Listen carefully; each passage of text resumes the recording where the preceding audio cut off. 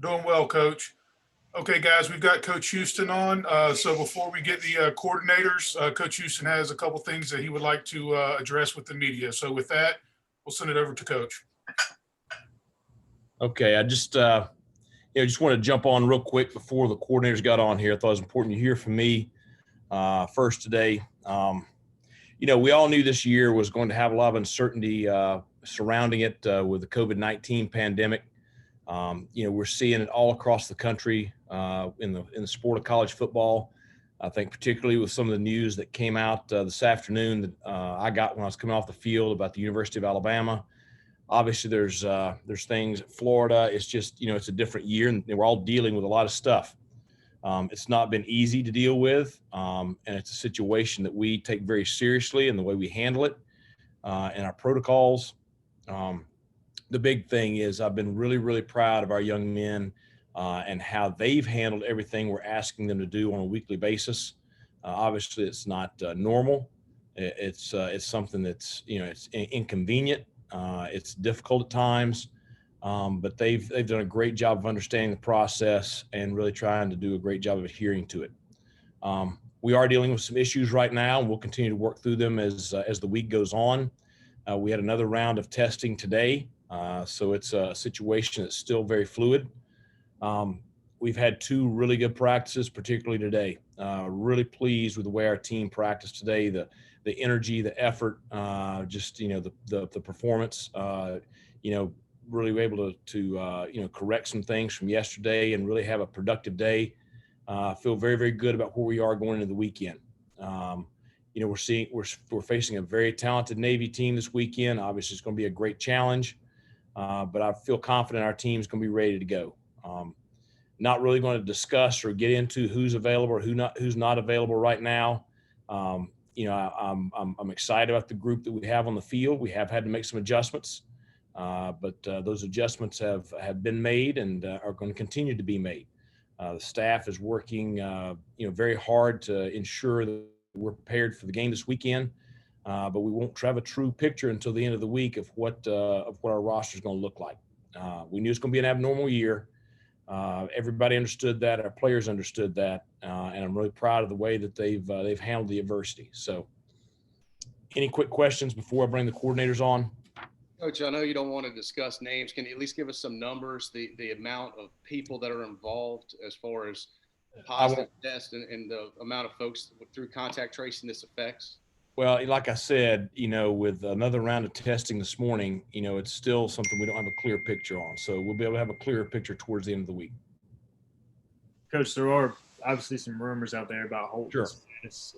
Can you just address his status and if he's involved in all this? There's no way I want to address any kind of rumor, and you know how rumors go, so you better be careful. Did he practice today, or did quarterbacks practice? I'm not discussing any players. That's why I said at the very beginning of this thing, just want to get on here and address that. So any other questions? Okay, thanks a lot, guys. Appreciate your understanding. Okay, thank you, Coach.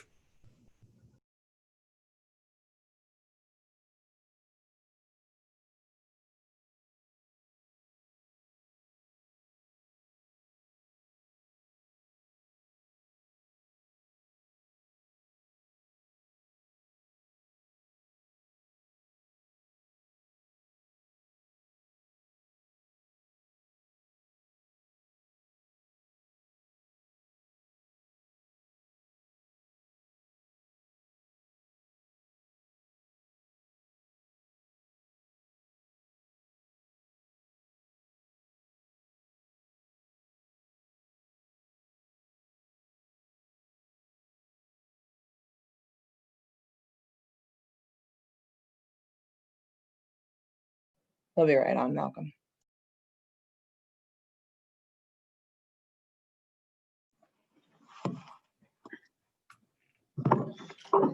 Good evening. Hey, Coach, how are you? Good. I got to prop the chair up a little bit higher than Coach Houston had it. Make sure you don't record that one. Okay, we'll go ahead and open up the questions to Coach Harrell. Coach, obviously triple option week. I know you've got a lot of experience with it, but what's this week like, or what's this week like from a preparation standpoint? It's in some ways it's like every other week. You just kind of got to get to focus on your opponent. You got to get familiar with them, what they do, how you think they're going to attack you. Make sure your kids understand the plan, know the plan, feel comfortable with the plan, and then go execute it with great effort and great energy and great execution and go from there. So it's for me, it's been very familiar. It's just, it's what you're used to. It's kind of what you spent the last, 12, 13 years doing. And now it's just getting our kids comfortable and used to it. And they've done a great job with that this week and just kind of building on it every day. And you can see them feeling more and more comfortable, light bulbs coming on for them. And they're really playing fast right now. I wanted to ask Blake about the linebackers. When you look at Aaron Ramsey's kind of emergence and then Dre Wilson, with their speed, those two guys specifically, how much of a factor could that be when you look at Navy's running backs and what they do? Could that be a big factor and help you all this week?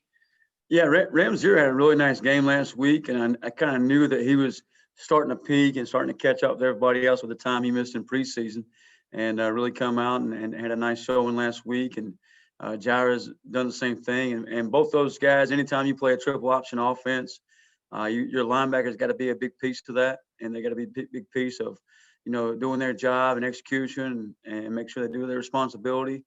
And it's one of those games that those guys are going to be involved in almost every snap.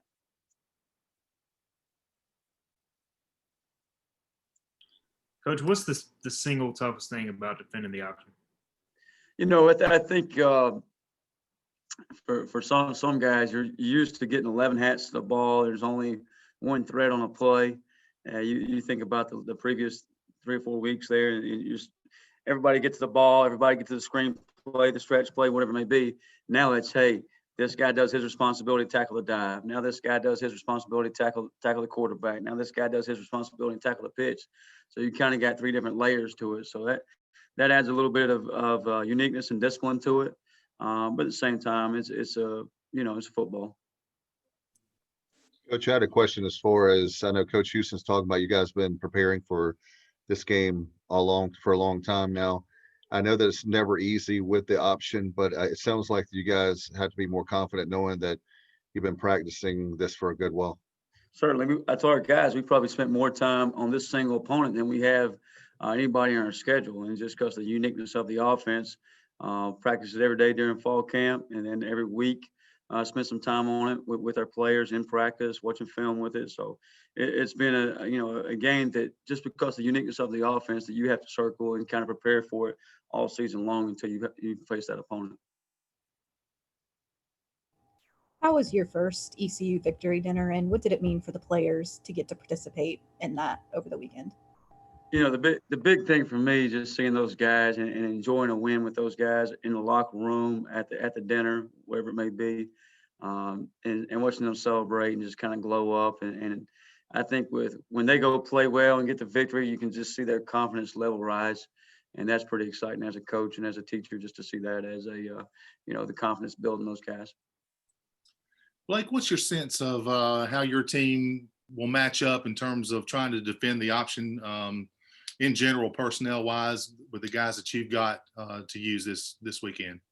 I'm excited about, just the guys, the way they've been practicing, flying around and fitting their responsibilities and how they play in the option. Personnel, I don't know if you're talking about our personnel versus their personnel. Sometimes it's more of, can we be disciplined? Can we do our job against a triple option football team? They've got some really good old linemen that come off the ball, nice low pad level. So we got to do a great job up front, of taking that on. The fullbacks are obviously they're leading rushers. We got to do a good job taking them out of the game, and as well as the quarterback in the pitch. So at every level, D-line, D-ends, linebackers, safeties, corners, we got to do a great job of fitting our responsibility and doing our job. Their quarterback, he looks like he can throw it, but you look at last week, they ran it 60 times compared to 2 throws. I guess just how aware do you have to be as a defender of that ability to drop back and throw it when they can sneak up on you like that? Yeah, I think the unique thing about a triple option is you're going to have a lot of one-on-one matchups, and they're going to get you in those situations. So you got to make sure you're over the top of those guys and at some point they're going to take their shot, and you got to do a great job with your eyes and making sure that when your guy releases, you're there to make the play, and the guys up front, when it turns into a play action pass, we got to get to the quarterback. And like you said, he can certainly has a good arm, certainly does a good job with it. And if you give him an opportunity to throw it, he's going to do that. Coach, I had a question as far as with Navy. East Carolina's only beat Navy once. That was in Annapolis. Another thing is the Pirates have had a really hard time with a lot of points being scored in previous games. How do you limit the number of points this week? I know it's tough to defend the option and big plays, but how do you do it? Well, I always tell our guys the big thing we talk about in our locker room is don't look in the rear view mirror at the past years or past game or the last play. Always look out the windshield. That's the first thing we talk about is just, hey, it doesn't matter about the past, whatever previous years, what happened, what didn't happen, what went wrong, what went good, what went, everything. And that's kind of the mentality that we've been building all along. But at the same time, you're going to get limited number of possessions against those guys, and you got to get some stops. You got to win the first down, put them in long yardage situation, keep them off schedule, put them in second long, third and long. If they get you in second medium, third and short, then they're in their comfort zone. That's where they operate best.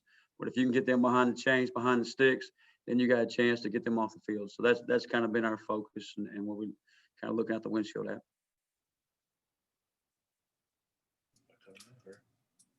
Any other questions? One final question.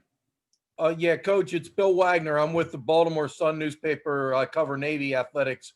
Can you talk about your relationship with Navy defensive coordinator Brian Newberry? He indicated that you all knew each other and had met through some clinics and talked. And I don't know if you ended up as his successor at Kennesaw State had anything to do with the relationship you have, but he mentioned that when you did take over, he had some discussions with you, maybe about personnel or whatever, but can you just talk about your relationship with Brian? Yeah, Coach Newberry, he's a great football coach and even a better man and a good friend, and several friends on that staff with him, PJ Volker and Kevin Downing, all great guys. And Coach Newberry has been a good sounding board over the years, just one of those guys you always chat with, talk a little ball with, get on the phone and discuss this and that. And we went to when I got opportunity to go to Kennesaw State, and he was probably instrumental in helping me get that opportunity. We certainly had some discussions about personnel and things he was doing there, and he gave me some advice, and it's been really good for me. So he's done a great job at Navy. He's done really well up there.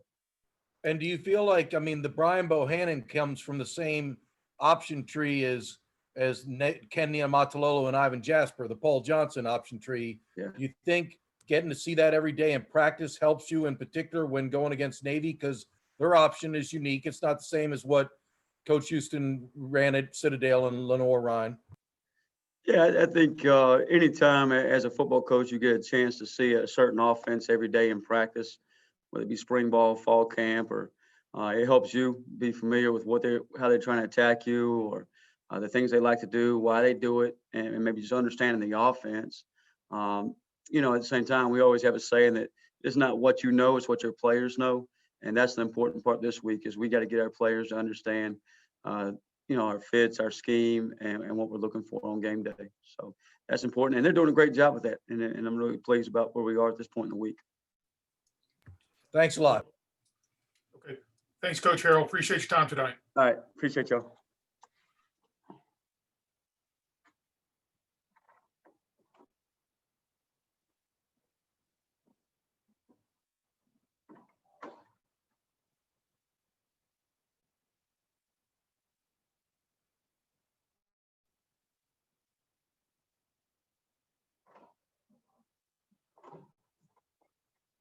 Hello, hello.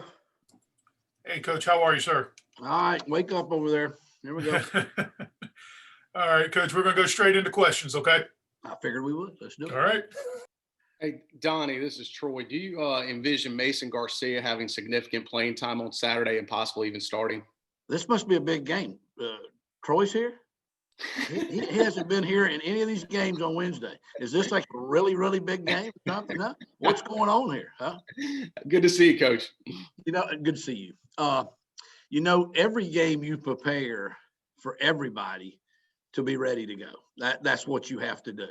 And Mason has made a lot of progress, I would say the last 3 weeks or so. He got in a little bit at the Georgia State game. Wished we would have gotten him in there a little bit earlier. Wish we could have gotten a few more snaps out of him. Just that week, had he moved ahead to the number 2 spot, he had an opportunity. Alex Flynn's arm got a little sore. Alex had to miss about a week of practice. Mason came in, and with that work, really started to improve. So last week, we had him warming up. We were ready to get him in there. I never dreamed we were going to go on an 8-minute drive. We were trying to. Didn't realize we'd be able to do that. And unfortunately, we didn't get the ball back. He didn't get in. So I was hoping he's going to make a contribution in those 2 games. And you know what? When you teach them every week, opportunity knocks, you better be ready, because you never know when it's going to be your time. And so I can't predict the future, but I think he is getting closer to being ready to answer that bell if he gets called. Coach Houston talked a lot about the situation you guys are dealing with. He didn't give a lot of details or information. There are a lot of rumors out there. Is there any discuss within the coaching ranks of whether this game potentially and how bad those numbers are could even be postponed? No, because I don't have those figures. I go in there and get my nose poked all the way back to what little brain I have. And then I just nervously wait till I get the email that says that I'm negative, and glad that I am each week. And we get tested 3 times a week. We did test on Monday. We just tested again this morning. We usually don't hear back till the next day. So I know there's a lot of things going on. Somebody just told me Coach Saban had gotten it, and I wasn't really aware that Coach Bowden had been in the hospital or whatever. So I'm a little behind on the news part of it. But every week we wait through that Friday test to make sure we're clear, and we're worried that we're going to go play the game because the other team. So you just don't know. I basically just follow my last direct order, try to be where I'm at, supposed to be there on time. Donnie, I think last year we asked you the same type of question. It comes up with Navy every time, but is the philosophy, do you air it out and outscore them and go big, or do you kind of play into time possession? How do you balance playing offense against their offense, I guess? Well, first of all, you hit on it. You have to outscore them or you can't win the game. That's the only way to win the game is to outscore them. Now, you could outscore them 3-0. You could outscore them 103-100, I guess, but you got to try to outscore them. The thing you have to do with this offense is you have to make your possessions count, because you're not going to get many of them. Last week, what did we get? 3 or 4 possessions in the first quarter, and you get maybe 3 or 4 a half. When you play a team like this, because they control the ball, they don't stop the clock very much. And, unless you can get some turnovers, and then they'll go for it. To them, 3rd and short is, great, or they like 4th and short. So they'll keep the ball. And so you have to make your possessions count. You can't turn it over, obviously. Now, I think you have to be aggressive, but aggressive, what does that mean? That doesn't necessarily mean throw, run. You have to kind of take what the defense gives you a little bit. You know what I'm saying? If they're playing pass, you got to run it. And if they're taking the run away, sometimes you got to throw it. So again, we always talk about, we just try to be balanced. Balance means having the ability to do either one well. The game kind of dictates. We didn't throw it as much last week, and we scored more points. That was good. The week before we threw it 50 times. You don't want to throw it 50 because you have to throw it 50. If we throw it 50 because we want to throw it 50, I'm great with that. That'd be good. If that's what they're giving us, that's what we got to take.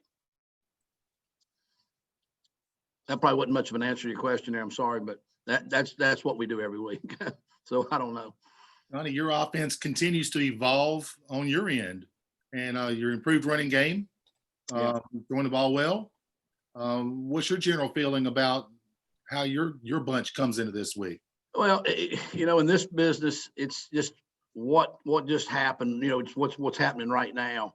We had a nice plane ride home. I know that was a great feeling. We enjoyed that. I got home, I think at 2:45 and should have went to bed because I had to be in about 6 hours.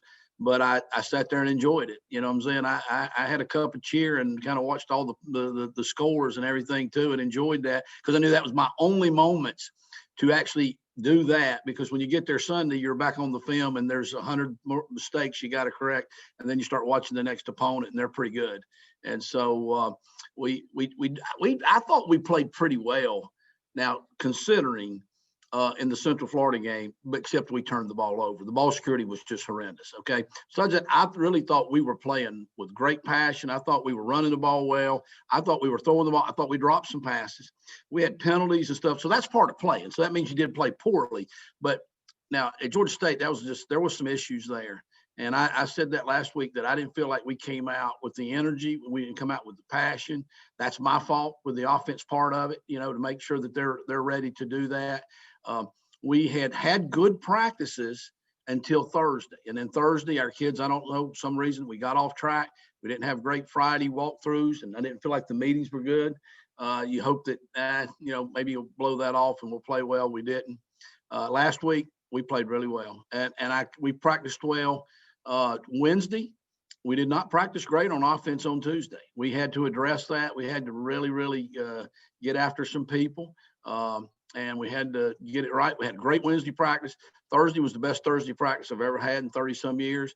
And then Friday and the Saturday morning, the walkthroughs and the meetings, you could tell the kids, it hit them. They were ready to play. And I thought we played about as well as, you could ask to play. This week, it's a whole new week. We had a great practice today. So that's all you can go on as a coach. Now what we got to do is have good meetings tomorrow. We got to have a good practice tomorrow and hope we're ready to go play. This is a tough opponent. Defensively, they were phenomenal last year on defense. And I looked down and 1, 2, 3, 4, 5, 6, 7. They got 8 starters back out of 11 from last year. I know they got off to a bad start against BYU. We didn't watch that one very much because that's not the same team we're getting ready to play. Coach, with Raji and Keaton, how much further ahead are they right now compared to your average true freshman running back in terms of just physicality and also understanding some of the stuff? Well, I'd said, I think one of these weeks that, you recruit them and you say, well, they got talent. If you can judge talent, if you can't judge talent, you wouldn't be in this business very long. You don't know how quickly though they'll be able to show that. And I thought early in Central Florida game that both of those guys showed that, okay, the stage is not too big. And that they're continue to show me that they have the qualities that good running backs have to have. They know how to set up blocks. They know how to run behind blocks. They know how to find the holes. They both have good enough speed. Like I say, Raji's the bus. I told you he's the next Jerome Bettis, and he's got unbelievable feet. And the thing is, wow, is he fun to be around? A lot of people don't like practice that are probably great players, but he acts like he likes practice. That makes a coach's job so much easier. And also, I think we got a good tandem going there. You never have enough because they get beat up so much. I mean, one guy's getting hit sometimes by 6 and 7 guys out there, and they get beat up a little bit. So, early in the week, they were really sore. They were really sore, but I thought today they were starting to look like they were getting game ready again. Coach, can you talk about Josiah Hatfield? Do you know when he's coming back? Well, this week, I expect him to be back. He practiced today, and I thought he looked pretty good today. We've missed him. We missed him from the very first game when he got hurt really early. We really missed him at Georgia State when the game needed somebody to go make a play, and we looked like we were slow, and he's our fast guy. And so we needed that. We missed him. And then last week, he just was not ready to go. We just, a fast guy, if they're not feeling good in the lower body and they can't run fast, then they're not very good to you. You know what I'm saying? A big guy, he can still be big, what I'm saying? He can still take up space. He can still block, still thinks he can do maybe, but he's a fast guy. So he has to be a guy that feels good, unfortunately. But today he looked like he felt good. He's catching the ball well. So we got to get him involved in the offense. I know we've talked a lot about, okay, we got to get Snead going, and Snead got going, got to get Blake going. All right, now how are we going to get CJ going? That was the deal last week. I told you we're going to move him around. We're going to do a couple of things. We did do that. We got him on the inside there. We put the tight end outside. They didn't realize we did. CJ's so big, they probably thought he was the tight end, and they had a safety on him, and that was a mismatch. So we get a 70-yard touchdown pass or so. We got him going. Now, he didn't have a lot of catches, but if you get two touchdowns out of every 3 catches, we'll all be pretty good. So now there's still room to get one more guy going, though. You know what I'm saying? They're still there because defenses will take certain things away, and the more weapons you got, then the harder that job is for them. Donnie, how do you guys approach the rest of this week? It sets up to be a cool day on Saturday, but do you kind of recharge them for the rest of the week, or do you try to go really, really hard, or what's the approach? Well, the press box is always about 68, and I try to tell them to cool it down a little bit more up there, so it's kind of nice. I'm not too worried about the temperature, but I hear it's going to be a fall-like day. I think our kids kind of like that. I'm thinking, we were really concerned in Tampa. We got there, it was 92 degrees when we got off the plane. We were like, that's not very good. It was really hot when we got in the stadium, but luckily the cool breeze and the humidity wasn't there. We didn't get that rain. And I thought our kids got excited about the little bit of the cooler air. So I think we've practiced well when it's been cooler. So I think they embrace that. So we do want to practice hard in this program. We're going to practice hard.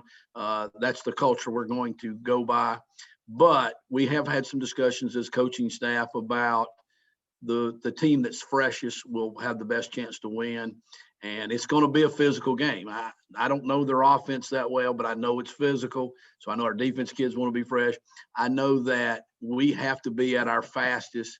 That could be our advantage against them. So we are being smart. Coaches cut back some of the periods and some of the reps.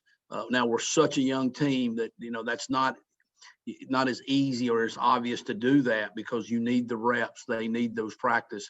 They need to see those looks. But we have definitely cut back a little bit. And I hope it's an early game. That's another big factor. You have a little bit less rest. So you have to maybe dial it back a little bit on Thursday and Friday when you play at noon. Coach, just curious, how are you splitting up those reps at practice this week in the quarterback? You're going to keep going with that until I say something, aren't you? And what you don't realize is the head coach is looking right over my shoulder right now. I was just wondering how the here's reps how we do going it. at We didn't do it any different this week than we always do it. The first quarterback takes the reps with the first offensive line, and then he gets a few of the ones with the two. So we like to do things in 6 play reps, and then we re-rack it and kind of do a couple different field positions. So the first quarterback takes the first 6 reps, then he usually gets about 2 more, and then the second guy gets 4. And then if it's a scale drill or a team drill, we kind of stay with that a little bit. So the third guy, he has to learn by osmosis. I mean, literally, he gets no reps except he gets individual. And so that's what we always tell the number 3 guy. You have to get all your reps mentally because we'd have to stay out here so long that the offensive lineman would be dead if we rep 3 quarterbacks. So only 2 guys get the reps. And the number 1 guy gets about 8 out of every 12, and the other guy gets the 4, and the third guy, he gets individual. Okay, one last question. You've been to ECU victory dinners now under 3 different coaches. What does that mean to the program, and how different did it look with COVID this week? Well, COVID is not my favorite thing. I don't think this is anybody's favorite thing. It's been a weird year. It's starting to feel a little more normal since we've been on a little bit of a schedule. The first game, literally, we were in the press box and kind of looking at each other and saying, all right, are we really playing a game or is this like another scrimmage? Because the warm-up felt that way because nobody was there. So COVID's just been different for everything. I've been fortunate that I've been here and we have had some good wins. South Florida had been a problem for us. I think we'd only beaten them 1 time before. And I know we only played them like 11. I was there for that one. That was a good night in Tampa. That was another good plane ride home. So I remember enjoying that. And I think we've got the same little problem with the midshipmen too, that I think we've only beaten them 1 time. I was fortunate I was there for when we beat them up there at their place. So we've had a lot of good wins here. I can't wait till we're getting those wins and the crowds here because Dowdy Ficklen's a pretty special deal. Greenville's kind of a cool place, like after a winning football game now, you know what I'm saying, on a Saturday. So I'm kind of into those things, but it'll be good if we win this game either way. I'll find a way. It might just be me and Misty there, so that's bad for her, but it'll be good for me. All right. Thanks, Donnie, for your time. Appreciate it. Thank you, guys. Appreciate you.